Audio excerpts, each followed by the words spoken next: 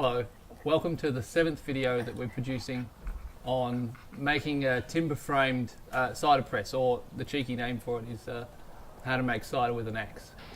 Also, you might hear in the background I've got my two helpers who are helping with the camera work. Aren't you boys? Boys, you're going to be very quiet while I'm filming, aren't you? Yeah. Yeah, well, we'll see. No, I promised we were going to get to joinery in the last video. But, we will, but we've still got some more cleaning up to do.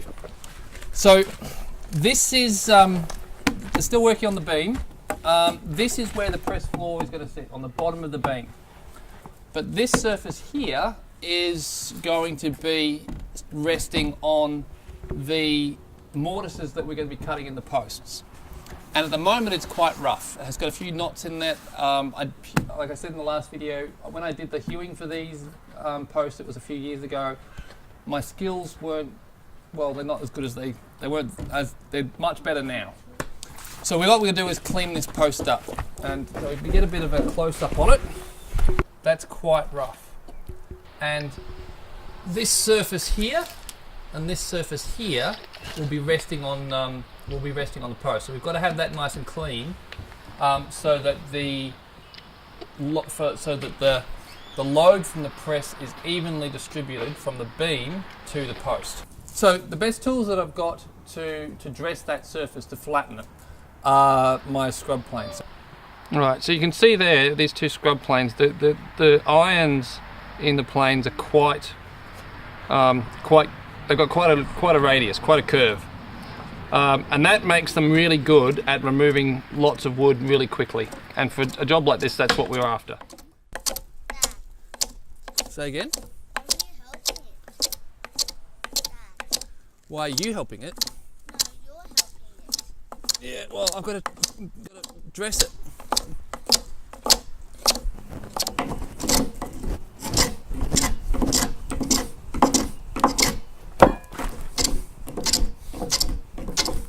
So this surface doesn't need to be perfectly flat. It just needs to be, flat enough. This area here, which I'm indicating with the pencil, that is going to rest on this cut edge here. So this wood is going, and the beam will set into this post, resting on that edge. So all that really needs to be done is that we need to get a mating between this cut surface and this surface of the beam. And then when we put the next post on top of this beam, when we rotate this beam through 90 degrees, set it into that slot, then there'll be another post that goes on top, which will also have a recess cut into it, which this face here will be set into. So the important thing that we need to ensure, to make it easy to get the two faces to match, to marry up, is that it needs to be flat in this direction. And that's not cabinet making standard by any means, but that's close enough. And there too. Right. And one of the advantages of using the relatively soft woods is that you'll get a little bit of compression and a little bit of distortion of the timbers as they come under load. Any high bits of an air will just compress a little bit, and as long as it's not too much, you won't get any failures. So now we've done it for there.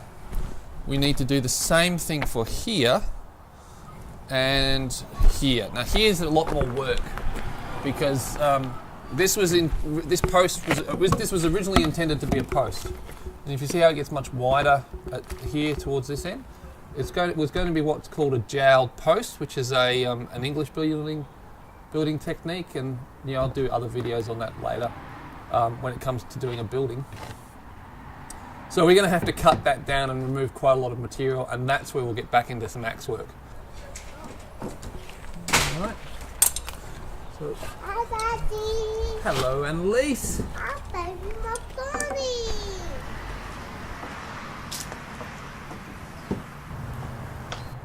Dad, I can help that. Can you help? Yeah. I think I'm going to need your help soon, yes. See, if I'm pulling on this, see how it's moving? Yeah. So I'm going to need you to sit on there or stand on there. You sit on there? Because that'll help hold the beam down. And Morag will need to help you. So, Morag, could you ask Arlen what he needs your help with? Sit on it here.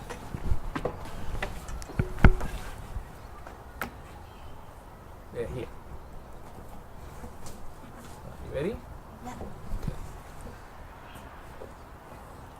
Okay. I'm still learning how to use this saw. But you're still learning the use the saw with that. You know, it's got very big teeth.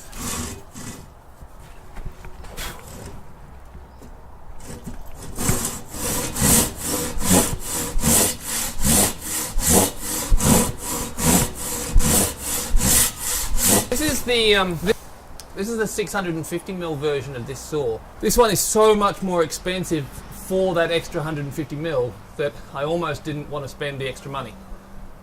But my propensity to, well, always go big, got the better of me. But I'm really glad I did in this case, because when you're pulling, that extra 150mm is so valuable, because I'd be falling out of the cut now. And because I'm tall, that extra cut is just, that extra length on the blade is really useful. So I think even if for a shorter person, it would still be valuable. That's Mummy. Still be valuable getting the longer blade rather than the 500mm. But you know, it does cost a fair bit more. That I think will do us. Great. So do you need to go to school? School time, is it? Yep. All right. Bye, kids. Bye, Dad. See you on school. Going to start with this side and trim it down to this line. So the way to do that and is you don't, trying to cut like this to the line is incredibly difficult. So a skilled carpenter doesn't try. What you do is you attack it from an angle towards the line.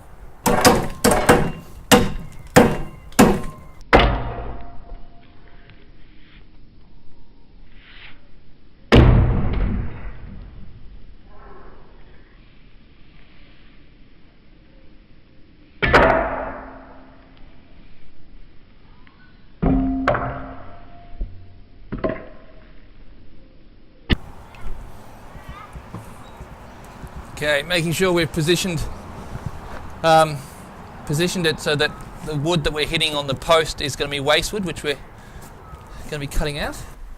Right, we've cleaned off the underside. So when we're striking down, we're not going to blow out this corner. You know, if we're careful, but it'd be much easier to preserve that corner, get a nice clean edge there, with that already worked off.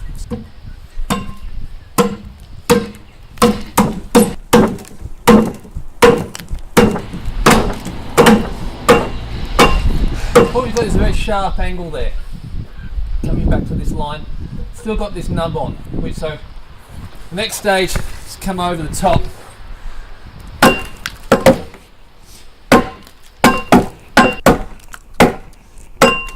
Right. Because the reason you work that back that way, as I was saying before, when it was on the other side, is that trying to hit accurately to that point just there to take that material off is really difficult. Whereas coming in from this way is quite easy. Because you've got all this other material that you'll hit as well without crossing the line. So we've taken a sort of sharp, taken the corner off, you know, put a chamfer on that for want of a better term. So now what we can continue doing is, instead of coming in at this angle, we can start moving this way. And so we're still aiming to take this wood off here and then work back to the line. So progressively what we start doing is getting this flatter and flatter.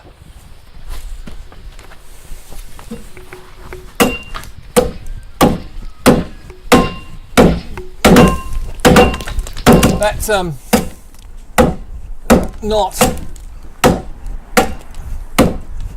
isn't making things easy. If I was feeling cocky, I could take a bit more off that, but I'm not, because I don't want to stuff it up. So we're going to go. It's probably a bit early to go to the Pasegu, but I'm going to, because it's more precise. So we didn't quite cut to the line with the saw.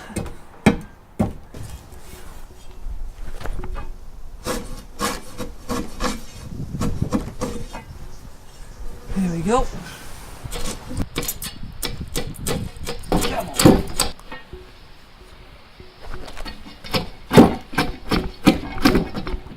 So what we want to do now is just cut a course down here until we can get it from one side to the other and make sure it's plumb, and then work our way back.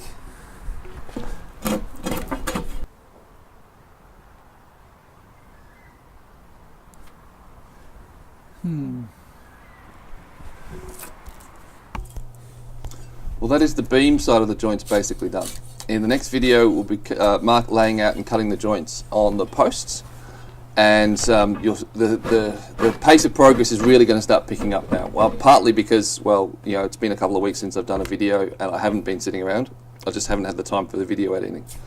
As you can also see, the apple pile is getting bigger, so the pressure is on. I've really got to get this thing done so we can start processing those apples. So, hope you've enjoyed this, and would really appreciate your feedback and comments, and we'll see you in the next video.